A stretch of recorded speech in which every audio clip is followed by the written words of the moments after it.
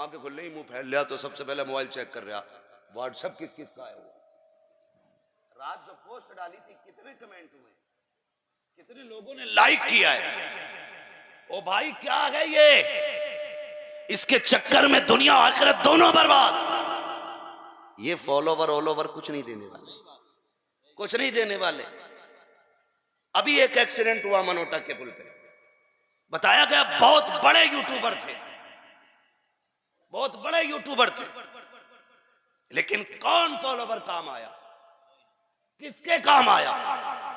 मैं कहता हूं आपके मिलियन बिलियन चाहने वाले हैं, लेकिन कब्र में कोई आएगा, बोलो जोर से आएगा कोई, तुम्हारे हिस्से की आप मार खा लेगा कोई आकर के, तुम्हारी कब्र में कोई लेटेगा।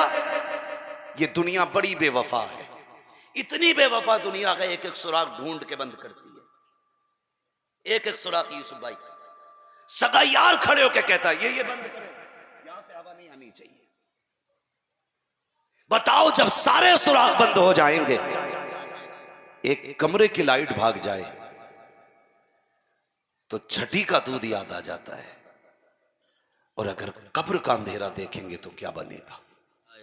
अल्लाह, क्या ये मोबाइल काम आएगा, ये हमारे फॉलोवर काम आएंगे, ये हमारे चाहने वाले काम आएंगे, जो थोड़ी सी वाह वाह के लिए हम इनकी रजा के लिए रब को नाराज करे बैठे, ये काम आएंगे हमारे।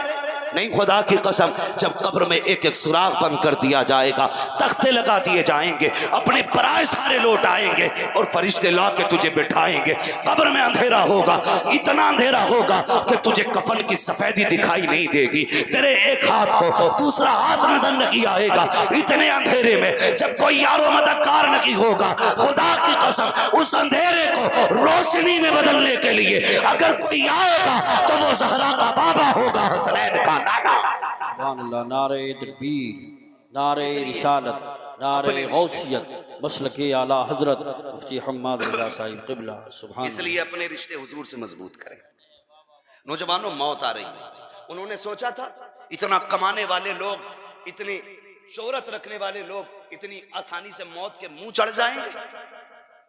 सोचा था तेरी मेरी मौत का पता है कुछ नहीं ना, खुदा जाने कल का सूरज कौन देखे कौन ना देखे, लेकिन ये दुआएं मांगा करो उजाले अपनी यादों के हमारे साथ रहने दो, न जाने किस गली में जिंदगी की शाम हो जाए। इसलिए कम से कम इतनी नेकी हम इकट्ठी कर ले जो मरने के बाद काम आ जाए, मरने के बाद काम आ जाए। मैं अक्सर ये बात बताया करता हूँ और आज फिर बता के जाऊंगा। एक बंदे ने फोन किया, उसने कहा मैं गाड़ी चला रहा था, गाड़ी चलाते चलाते कहने लगा मैं 2 मिनट सो लिया। बोले मेरा जजमेंट देखें हजरत, गाड़ी बिल्कुल सेफ चलती रही। मैंने कहा 2 मिनट तो क्या, अगर 40 पे भी तेरी गाड़ी चल रही होगी ट्रक, तब भी 2 मिनट में काफी चलेगी, और इतनी देर तक जजमेंट नहीं बचा सकता। हाँ, तेरा तजर्बा इतनी देर तक नहीं बचाएगा। मैंने कहा नेकी बता कौन सी करता है। उसने कहा कुछ नहीं, हर महीने महीने जब घर जाता हूं तो अपनी कमाई का कुछ पैसा मदरसे के बच्चों पर खर्च करता हूं। तो मैंने कहा पगले, तू इसे अपना जजमेंट, अपना हुनर न कह, तेरी गाड़ी तो कब की पलट गई होती, किसी की दुआओं ने बचा रखा था। अगर आप भी चाहते महफूज रहे तो कुरान वालों की दुआएं साथ रखें, दीन वालों की दुआएं साथ रखें। ये वो जमात है, अगर किसी कब्रिस्तान से गुजर जाए तो अल्लाह इसके कदम की बरकत से कब्रों का अजाब उठा लेता है। हाँ, और मैं कहता हूँ बीमारी लगी है ना, घर में बरकत नहीं हो रही है, सालन कम पड़ लिया तो तावीज लेने भाग रहा। 2 दिन से चावल कम पड़ जा रहे हैं। हमारी बीवी रोजाना 1.5 किलो से 2.25 पे आ गई, लेकिन पूर नहीं फट रही। कह रहे आप डोरी दे दो, क्या हंडिया में डालेगा है? क्या करेगा भाई, डोरी दे दो। 2 काम करने। नंबर 1, बहनों से गुजारिश है, जब भी खाना पकाया करो पहले बिस्मिल्लाह पढ़ा करो, फिर मदीने वाले पे दुरूद पढ़ा करो। ये बहनें अमल करें। और आपसे इतनी गुजारिश है, बरकत नहीं हो रही है ना, एक मदरसे का बच्चा ले जाइए और उसे अपने घर में खाना खिलाइए, और उसके लिए वो प्लेट नहीं होनी चाहिए जिसको यूज एंड थ्रो कहते हैं। तेरे घर का जो सबसे कीमती बर्तन हो उसमें खाना दे। और उस कुरान वाले से कह तुझे चम्मच से नहीं खाना है, उंगलियां डुबो डुबो के खाना है। जैसी उसकी उंगलियां तेरे घर के सालन के अंदर आएंगी, अल्लाह उसके हाथ के जरिए तेरे रिस्क में बरकत अता फरमा देगा। ये सबसे बड़ा वजीफा है तेरे घर में बरकत के लिए। इसलिए अपने घर के अंदर कुरान वालों के खानों का हिस्सा रखें। आप कहें कि हमारे यहां है ही नहीं, या मदरसे में खाते हैं या घर पे खाते हैं, तो आप कोशिश ये करें कि आप उसके हिस्से का पैसा मदरसे पहुंचा दिया करें, मदरसे पहुंचा दिया करें। अगर 1000 रुपए महीना एक बच्चे का जोड़े तो एक बंदा 1 साल का खर्चा उठाए तो 12,000 रुपए महीना बनता है। कितना? और इतना कोई भी बंदा आखिरत के लिए दे सकता है। कयामत में 10 अरब रुपए भी काम नहीं आएगा, आज 2 रुपए में काम बन जाएगा। आला बरेली वालों ने क्या कहा है, वो तो निहायत सस्ता सौदा बेच रहे हैं जन्नत का, हम मुफलिस क्या मोल चुकाएं अपना हाथ ही खा लिए। आज जन्नत फ्री बट रही है तो खरीद लो, कल ये किसी कीमत नहीं मिलनी है, कल ये किसी कीमत नहीं मिलनी है। इसलिए आप खिदमत करें कुरान वालों की। एक बंदा 12,000 का खर्चा उठाए, खुदा की कसम कुरान घर घर पहुंच जाएगा, घर घर। मुझे बात याद आ गई तो बता दूं, कितनी बड़ी बरकत है कुरान वालों को खिलाने पिलाने में। एक शख्स अपने बेटे को लेकर मदरसा आया, उस्ताद से कहने लगा हज़रत मेरे बच्चे का दाखिला लें। उस्ताद कहने लगे मदरसे में जितने बच्चे हमें रखने वो हमारा टारगेट फुल है, कोटा फुल हो गया, हम एक भी बच्चा आगे नहीं ले सकते। कहने लगे एक बच्चे की गुंजाइश कर लें। कहा कि गुंजाइश है ही नहीं। जब इसरार किया तो उस्ताद ने कहा कि बच्चे के खाने का इंतजाम नहीं हो पाएगा, लेकिन कुरान से प्यार करने वाले लोग कैसे थे। कहने लगे हजरत दस्तरखान पे ना सही, जब पढ़ने वाले खा के उठ जाया करे तो जो दस्तरखान से इकट्ठा किया हुआ खाना हो ना, वो मेरे बच्चे को खिला दिया करना। मैं इस पे भी राजी हूं कि गिरा हुआ खाना मेरे बच्चे को खिला दिया जाए। जब जज्बा सच्चा था रब ने इंतजाम किया। एक दिन गुजरे थे, खातून आ गई, बूढ़ी खातून लाठी टेक के आई, आके कहने लगी मौलवी साहब घर में कोई नहीं है, न बेटा है न शोहर है न कोई है, अकेली रहती हूं, एक कुरान वाला मुझे दे दे ताकि वो मेरे साथ खाया करे, मैं उसके साथ खा लिया करूं। उस्ताद को जैसी सुना इतनी बस खुश हो गए, फरमाया जाओ ये बच्चा लेके चली जाओ। वो बूढ़ी उस बच्चे को घर दिखाने लाई, बेटे रोज यहां आना है, मैं बूढ़ी हूं कमजोर हूं, खाना नहीं ला सकती हूं तेरे लिए, मेरे लाल इतनी दुश्वारी उठाना, तू मेरे घर आना खाने के लिए। याद रखना बेटे देर ना करना, पहली रोटी तू खाएगा, बाकी बाद की रोटी हम खाएंगे। ये माँ ने जब बच्चे से इतना कहा, बच्चे ने इतना सुना, अल्लाह अकबर, बच्चा जाने लगा खाने के लिए। जब खाने के लिए आना जाना बच्चे ने शुरू कर दिया, वक्त गुजरता गया, आता जाता रहा। उसूल यही था, बच्चा नहीं खिलाती थी, पहली रोटी कुरान वाले को खिलाती थी। वो दिन भी आया, रब ने इस बच्चे को हाफिज कुरान बनाया, हाफिज कुरान बनाया।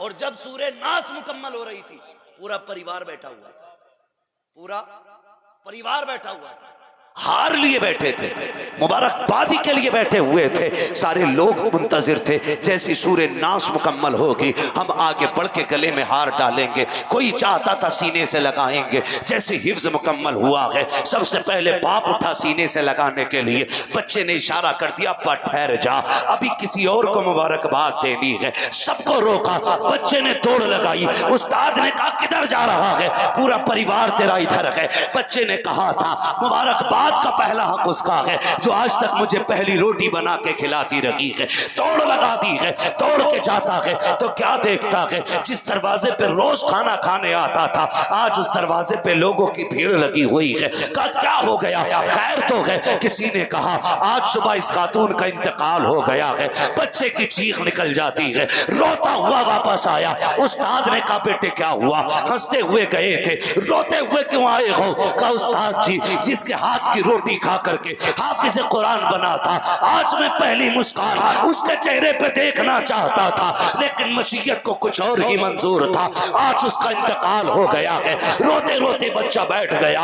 अगले दिन का जब सूरज निकला, गलियों में बातें हो रही थी। कोई कहता था मैंने इसे जन्नत में देखा है, कोई कहता था मैंने देखा है। तीसरा निकल के आया, कहा मैंने जन्नत की वजह पूछी। उसने मैंने कहा खातून बता तो सही तुझे जन्नत कैसे मिल गई? तो खातून ने कहा था कि मैं जो पहली रोटी कुरान वाले को खिलाती थी, रब की बारगाह में पहुंची, अल्लाह ने फरमाया क्या लेके आई है? कोई अमल मेरे पास नहीं था।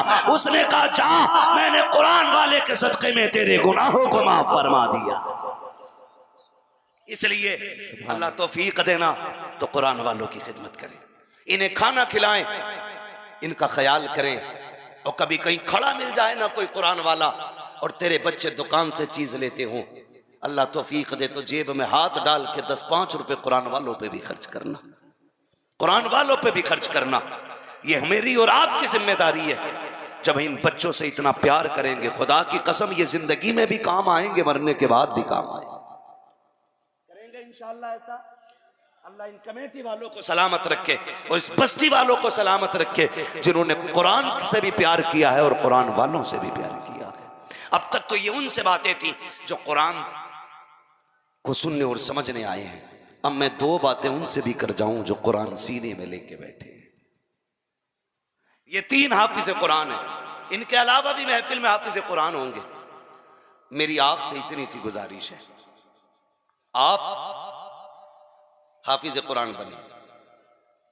मुझे नहीं लगता कि जिस बाप ने खुद मजदूरी करके बेटों को पढ़ाया, खुद बोझ उठा करके बेटे को आलिम बनाया, एक बाप का वो कलेजा होता है जो बेटे को उठता हुआ देख के और चौड़ा हो जाता है।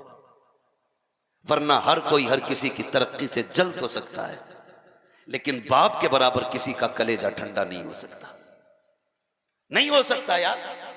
मैं मिसाल के तौर पे कहूं, कारी यूसुफ साहब बैठे, जब जलसे करके घर पलटते होगे ना, तो खुदा की कसम किसी का बेटा सोना चांदी लेके घर पलटे, बाप इतना राजी नहीं होता होगा जितना बेटे को रात की तन्हाई में दीन की खिदमत करके आते देख के बाप राजी होता होगा। ये हर बाप की कहानी है, लेकिन मैं इतना जानता हूं जो बाप मजदूरी करके बेटों को पढ़ाता है, पूरी जिंदगी उसे इतना मौका नहीं मिल पाता कि वो अपने बेटों से पूरा कुरान सुन सके। गलत नहीं कह रहा,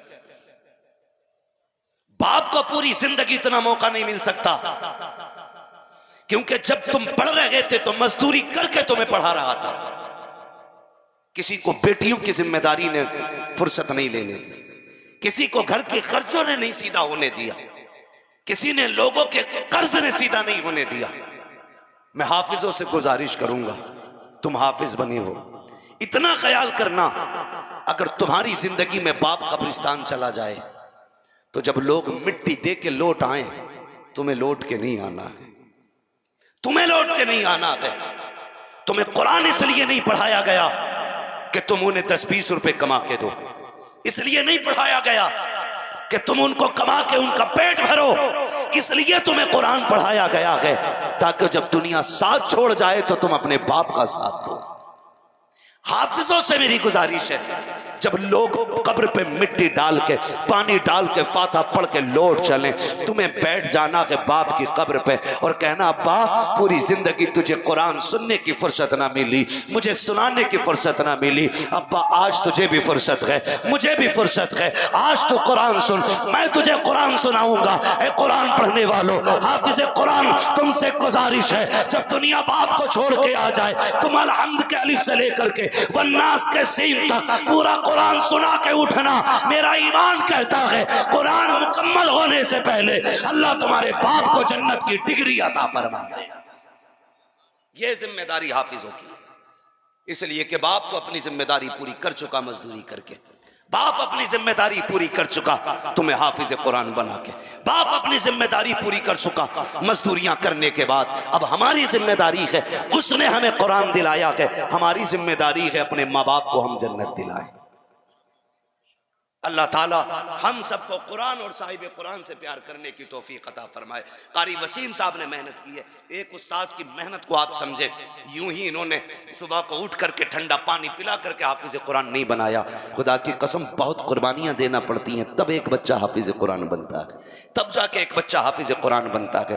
मैं कहता हूँ हाफिज कुरान के वालिदैन से कहूँगा मैं कि आप आज आपके 3 बच्चे हाफिज बने हैं, अलग अलग घरों के बच्चे हैं। मैं तीनों से गुजारिश करूँगा, फैमिलियों से ख्याल रखना, ये याद रखना, ये मत समझना तुमने एक जोड़ा दे करके या 2 जोड़े दे के 2000 रुपए दे करके उस्ताद का बदला अदा कर दिया गया। दावे के साथ कहता हूँ खुदा की कसम, हाफिज कुरान तेरे बच्चों को बना करके इन्होंने जितना बड़ा एहसान किया है ना, उसके बदले में अगर अपने बदन की खाल उतारो और उसका जूता बनाकर भी उस्ताद को पहनाओ ना, तब भी जो बच्चे पे तेरे उस बच्चे के उस्ताद ने एहसान किया है उसका हक अदा नहीं हो सकता है, उसका हक अदा नहीं हो सकता है। हाँ हाँ, मुफ्ती आसिम साहब बैठे हैं, ये उलमा बैठे हैं, दावे के साथ कहता हूँ यार, सुनार हो, जवागरी हो, कोई भी बड़े से बड़ा कारीगर हो, तेरे बेटे को सिखाएगा तो दुनिया दे सकता है। ये कुरान वाले जब तेरे बेटे को सिखाते हैं तो दुनिया नहीं बल्कि जन्नत का सर्टिफिकेट दे दिया और जन्नत का टिकट किसी भी। सुभान अल्लाह, सुभान अल्लाह, माशाअल्लाह। इसलिए आपसे गुजारिश है, कुरान से भी प्यार करें, कुरान वालों से भी प्यार करें। मैं फिर मुबारकबाद पेश करता हूँ बस्ती वालों को, कमेटी वालों को, तमाम ही अहले इस्लाम को जिन्होंने कुरान से प्यार किया, मोहब्बत कर रहे हैं। अल्लाह करीम सबके घरों में बरकतें अता फरमाए और हमें और आपको कुरान और साहिब कुरान की इज़्ज़त करने की तौफीक अता फरमाए। हमें अपने बच्चों को कुरान का कारी बनाने की तौफीक अता फरमाए। आखिरी बात और कह जाऊँ, 2 मिनट भाई, आखिरी बात मेरी सुन लें। घर के अंदर कुरान का कारी होगा, कितना बड़ा फ़ायदा है। हालात आप देखें, मर जाते हैं तो लोग सोचते हैं उसे बुलवा के पढ़ा लेंगे नमाज जनाजा, उसे बुलवा के पढ़ा लेंगे, फलां पढ़ा देगा। मेरे भाई एक बात बताओ, जो बाप की मैयत का दर्द बेटे के सीने में होगा वो किसी और के सीने में नहीं होगा। बेटे की मैयत का दर्द जो बाप के सीने में होगा वो किसी और के सीने में नहीं होगा।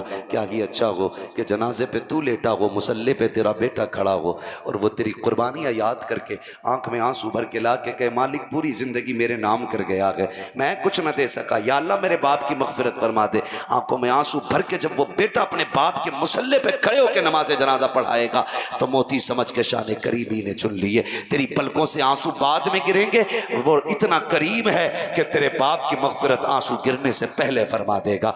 इसलिए अपनी आखिरत का इंतजाम कर लें। लहद में इश्क़ रुख़े शह का दाग लेके चले, अंधेरी रात सुनी थी चिराग लेके। भाई शजरे की भी फरमाइश हो रही है तो मैं बस शजरा पढ़ दे रहा हूँ। कारी साहब ये जिम्मेदार लोग हैं, थोड़ा सा ये भी समझें। मैं और ऐसे ही लोग मुझे बहुत अच्छे लगते। कारी साहब ने मुझसे कहा था कि ज़रूरी नहीं है 2 बजे तक जलसा चले, बात हो जानी चाहिए और कौम तक पैगाम पहुंच जाना चाहिए। मुझे इसका पाबंद किया था कारी साहब ने। और आपको भी मैं बता दूं, ये तमाम तर कोई उस्ताद होंगे, कुछ इमाम होंगे, कोई दरसगाह संभालते होंगे, कोई मस्जिद संभालते होंगे, आपके जलसे के चक्कर में किसी की इमामत कुर्बान ना हो जाए, है ना। हमारी कौम इतनी अच्छी है, जलसे में ना आए तो उन्हें निकालो, जलसे में नहीं आया था, जलसे में आके फजर में ना उठे तो निकालो, मस्जिद में नहीं आया था। ओ भाई ऐसा करो, जलसे भी होते रहें और इमामतें भी चलती रहें, ठीक है ना। जलसे भी होते रहें और इमामत भी चलती रहे। बड़ा कामयाब आपका जलसा है। एक एक बंदा शुरू से लेकर के अब तक जैसा बैठा है वैसा बैठा हुआ है। और बैठे भी क्यों ना, जब महफिल में दिल लगने लग जाए तो समझ लेना मदीने वाले की तवज्जो महफिल की तरफ हो गई है। हाँ, हुजूर की तवज्जो, इसलिए पूरा मजमा बैठा हुआ है। बस मुझसे फरमाइश की जा रही है हुजूर का शजरा पढ़ दूं। मैंने अभी तक आपसे हाथ पैर उठा के सुभान अल्लाह नहीं कहलवाया, बस अब कहूंगा कि जब मैं हाथ का इशारा करूं तब आपको क्या बोलना है। सच्चाई के साथ सारे बोले सुभान अल्लाह। जितनी जोर से आप सुभान अल्लाह कह रहे हैं, मेरे गांव के चनों में इससे ज्यादा शोर होता है। जी मुझे दे दिए, जी मुझे दे दिए, इससे ज्यादा शोर कर लेते हैं। ये तो महफिल है ना हुजूर की, मैं तो जोर से बोलने कह रहा हूं आपसे। जहां कहा जाता बोलो वहां तुम बोलते नहीं, जहां कहता चुप रहो तो वहां चुपते नहीं। नहीं लाओ लाओ नहीं, जुमे के दिन खुतबे से पहले ही देख लो। हाँ भाई गेहूं उठ गए, गन्ना कट गया, अब के तो बत्ती बन गई, सारी बत्ती मस्जिद में बना दिया जाके। जहां चुप रहना चाहिए वहां बोले जा रहा है, और जहां बोलना चाहिए वहां बिल्कुल बुत बन के बैठे हम लोग। जरा बोल दे सुभान अल्लाह। मैं आपको बता दूं, मैं हाथ का इशारा तब करूंगा जब मुझे सांस लेना होगा। आप सुभान अल्लाह कहेंगे, मुझे सांस लेने का मौका नहीं